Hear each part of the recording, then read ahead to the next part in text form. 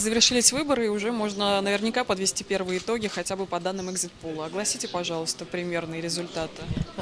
Ну, во-первых, я хочу сказать, что экзит-пол в Азербайджане экзит-полы проводятся с 2003 года, а наша организация уже проводит четвертый экзит-пол, начиная с выборов 2008 года. Так вот, во-первых, я хочу сказать, что отношение к экзит-полу совершенно в корне изменилось, и уже экзит-пол это не модное нововведение какое-то, это зарубежное слово, а экзит-пол это настолько серьезно воспринимаемое исследование, что на этот раз кандидаты в депутаты звонили и интересовались, будет ли в их округе проводиться экзит-пол. Вплоть до того, что сегодня 3 кандидата позвонили, но, правда, они просили, значит, адреса, и мы им эти адреса, естественно, дали, чтобы они ходили, смотрели, как это проводится, насколько серьезно и так далее. Вот. То есть экзит-пол воспринимается достаточно серьезно. Результаты вам я сейчас огласить достаточно сложно, потому что 118 округов. Вы представляете, 118 победителей. Если я сейчас начну оглашать, наверное, мы с вами простоим здесь целый час. Но я могу сказать только одно, что в принципе в основном во многих, можно сказать, 99% очень резкая разница. То есть кандидаты, люди приходили выбирать именно тех, кто им нравится, кого они считают достойными. И я очень надеюсь, я думаю, что этот парламент, он будет отвечать всем чаяниям избирателей, и эти депутаты, они смогут, во всяком случае, постараются воплотить в жизнь все те, даже если не все те, но хотя бы часть тех обещаний своей предвыборной платформы, которую они в течение предвыборного процесса излагали своим избирателям. Но еще одно хочу отметить. Во-первых, избиратели очень активно участвовали. У нас было достаточно большое количество тех, кто добровольно хотел вне шага. Значит, не каждого же приглашали отвечать на анкету. Приглашали каждого четвертого, а тут подходили, добровольно хотели ответить, но мы их не обижали, им анкеты давали, те заполняли анкеты, но эти анкеты, естественно, откладывали в сторону.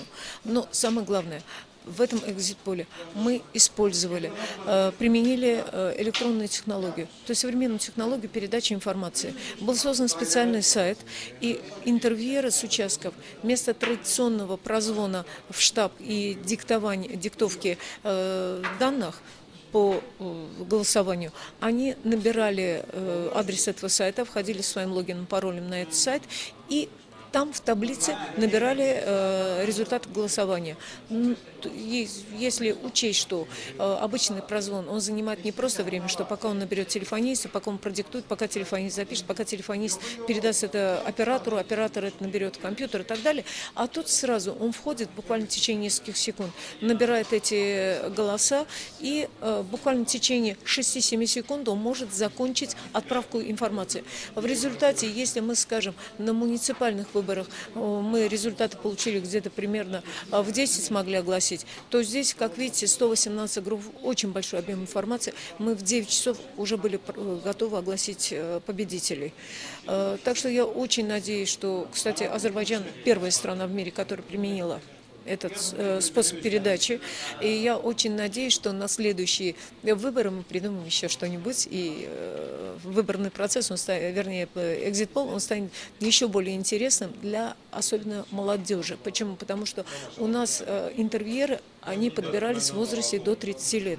То есть это молодое поколение, будущее наше гражданское общество. Да? И вот это молодое поколение, их интересует какая-то изюминка. Она должна быть современная, она должна быть высокотехнологичной для того, чтобы привлечь их. И вот мы использовали эту технологию передачи интернетом. Если вы видели, как во время тренингов они реагировали, когда я говорила, что покажем всей молодежи мира, насколько вы владеете и мобильными, и насколько у нас технологии продвинуты. Такой стоял рев просто «да», так кричали. То есть это было интересно. И я поэтому думаю, что на следующий раз надо будет что-нибудь еще покруче придумать. Отлично. Так какая все-таки была использована методика при опросе? При опросе я вам скажу.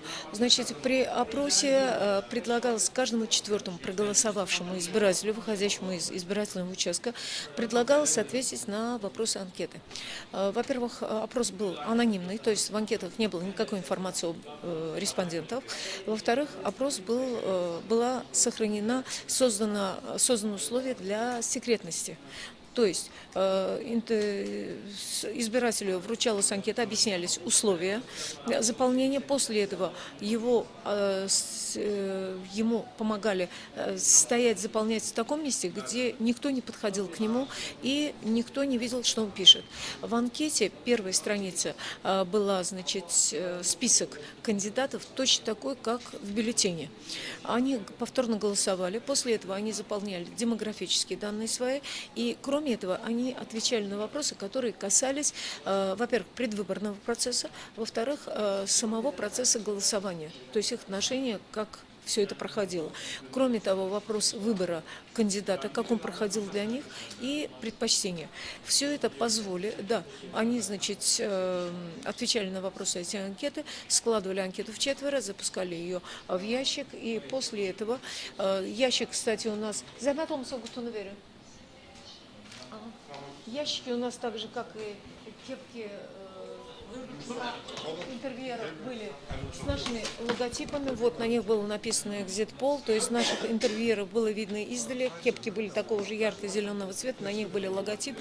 Вот такой вот урна опускались в бюллетени. После этого 4 раза в день, в 10, час, 4 и 7 урны открывались, вытаскивались анкеты, подсчитывались все голоса, поданные за кандидатов, и эти данные незамедлительно передавались в центр.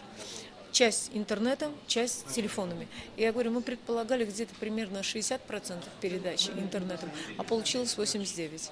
Почему? Потому что у нас деревень, очень много сельских участков.